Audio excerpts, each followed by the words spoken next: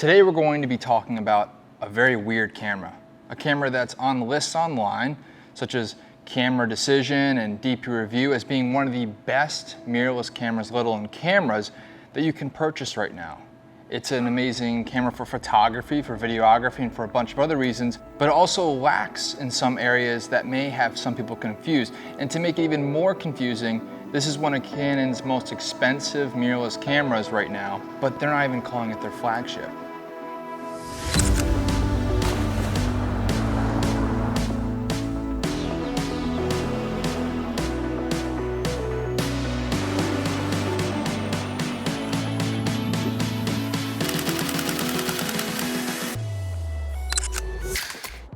So why isn't this Canon's flagship camera? Well, one could argue that it is, but other people are arguing that Canon is waiting until the Canon R1 is released to officially announce that as being its flagship camera.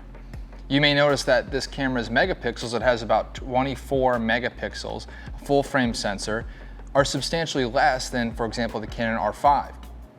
But on the other end of the spectrum, this camera has a stacked sensor, which means your readout speed is going to be super fast. With this stacked sensor, you're going to be taking pictures without distortion that you may find with sports. Maybe you're taking photos and a baseball player swinging a bat, and maybe you're using the electronic sensor for your mirrorless camera. You may find that that bat, or maybe there's an object being used in that sport, may be distorted. Maybe it has like a bit of a curve to it now, or maybe it just isn't the shape that you would expect it to be. That's because the readout speed for these cameras isn't as fast as maybe the mechanical shutter might be. But now with the R3, it changes everything. Now it shoots 30 frames a second. You know what? Let's just dive right into pro number one. This camera is fast. That was a big thing, with this camera came out, was advertising how fast this camera was, and I will say that this is the best autofocus I've used out of any camera I've ever touched. First of all, it has 3 different autofocus modes just right off the bat. It has animal detect autofocus, it has people detect autofocus, and it has vehicle detect autofocus. All 3 of these modes are insane. I think what's happening right now is all these camera companies are basically starting to look a little bit into AI, and that AI is being put into their autofocus system, and now we're finding autofocus systems that are insanely accurate. The other thing is this camera has a viewfinder that has a sensor in it that can detect where your pupil is looking within the viewfinder, and it focuses where you're looking. That to me is insane. And when this camera first came out, I was kind of like nervous. I thought it would be a little bit gimmicky, but it wasn't at all. For example, I was taking photos of hummingbirds. I went to a hummingbird garden at one of my friend's households, and he has a nice little place where he sets up areas for hummingbirds to hang out, feed, and he's hoping that there's a lot of nests nearby. At one point, I was taking photos, and these hummingbirds are fast. They're going back and forth and going super fast. The autofocus was able to keep up with these guys. And here's the crazy part. At one point, I was looking away, a hummingbird came up to one of the feeders. My friend said, "There's a hummingbird there." And without looking, I just held down on the autofocus back button, and all of a sudden it locked on the hummingbird and took a bunch of shots. I didn't know until I took a look after. And at 30 frames a second, I have a lot of different photos to choose from. The other great attribute about this camera is that the eye autofocus, or the eye detect autofocus, handles very well, and even with these hummingbirds. I'd be taking photos of hummingbirds, I'd see one in the viewfinder, I'd look, the viewfinder did the work for me, focused on the hummingbird because it knew where my pupil was looking, and I took the shot. That to me is that's crazy talk. I mean, we've never seen anything like this with any camera ever. Now, we've talked about how fast the autofocus is, how fast the readout speed is. The camera itself is just very quick too. Going through menus and stuff like that, I mean, the Digic X processor that Canon has in a lot of its mirrorless cameras now is just, it's insane. It's just super fast. And I think Canon is looking into optimizing these tools so photographers and videographers who are using these tools can go really quickly. And this really matters if you're a sports photographer or if you're a wildlife photographer where you need that speed and you don't have time to go through settings very slowly per se. You need to go through fast.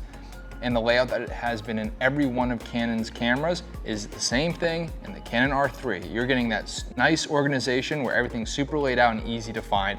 And it makes, for people like me, where I'm using a bunch of different bodies, easy so I can go from one body to another without having to think too much. Now the image quality is another great attribute about this camera. 24 megapixels, which is less than the Canon R5, but it held up very, very well. I had the pleasure to go out to Wisconsin to cover the International Media Literacy Symposium. It served as a great maiden voyage for this camera, where I used video, I was using photo, and I was covering this event, trying to get a little bit of everything. As a videographer and a photographer, you're getting everything in one package now. That goes for the R5, that goes for the R6, and that certainly goes for the R3. So my images was handling super low light conditions. I was able to bump that ISO insanely high. You can bump the ISO up to 102,400.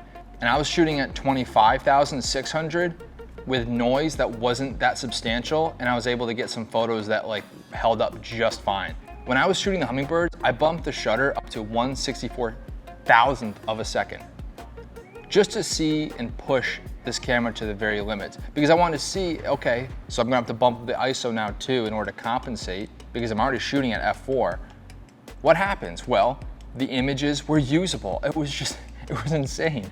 The fact that I'm shooting images that at that shutter speed, at that high of ISO, and the images are usable, I mean, it's a game changer. We are living in a golden age right now of camera development, and it's so cool seeing all these cameras coming into play. Going back to the symposium, this camera was taking portraits super nice. I mean, it's nice having that battery grip basically already installed, so I'm taking pictures vertically, horizontally. It's robust, the image quality is amazing, the color science is amazing, and the autofocus, which we've discussed before, just held up so well. I would say that is this camera's strong point, is how fast it is. And that's saying that this camera is probably going to be best for sports photographers and for wildlife photographers. Now, as a wildlife photographer myself, I need every megapixel I can get, so that's why I'm probably still gonna be continuing to shoot with the R5 for photos and stuff like that. But for video, I would not mind using the Canon R3 at all.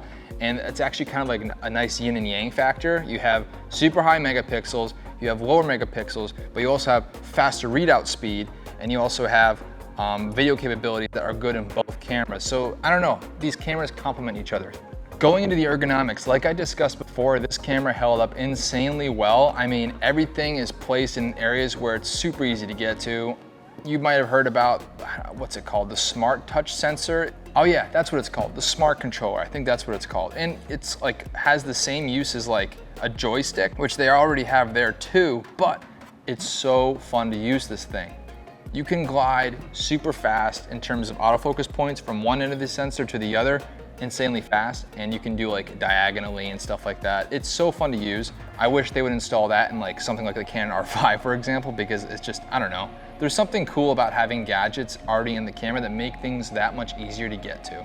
As you may know, the Canon R3 has a flippy screen, which is nice. A flip out screen to me is very important, especially as a video shooter. As far as overheating goes, I didn't have any problems with overheating, and I was shooting at 120 frames a second at full 4K. So it's great to see that Canon's getting better at managing that overheating problem that was present, or still is kind of present, in its other mirrorless cameras. I will say though, the software updates that have happened with the Canon R5 and R6 have made those overheating problems really almost non-existent, unless you're, I don't know, just shooting 120 FPS or the full 4K for hours and hours on end for live streams or something like that. As far as the rest of the things with the ergonomics, you have some multi-purpose buttons in the front here that you can basically customize to how you shoot. You know, on the side here, all the buttons that are laid out right here are also laid out right here to make things nice and simple. And on the top here, it looks very similar to kind of like an R5 and a 1DX kind of got smashed into one here. On the side, you have all of your standard mic stuff, your HDMI, your power. I mean, it's just all simple stuff, things that you will find with other cameras. As far as what cards it takes EF Express and standard SD. I'm actually interested why they didn't do both CF Express, but for me, I've kind of gotten used to it because that's how I shoot with my Canon R5, and it's kind of cool having to have the opportunity to do all my video stuff on one card, which I need that CF Express for the super fast readout stuff, and the SD card for all my photos. Done and done. The battery life in this camera is greatly improved. I was using one battery a day, no problem, shooting an all-day event, which was honestly really awesome. I had no problem using one battery per day.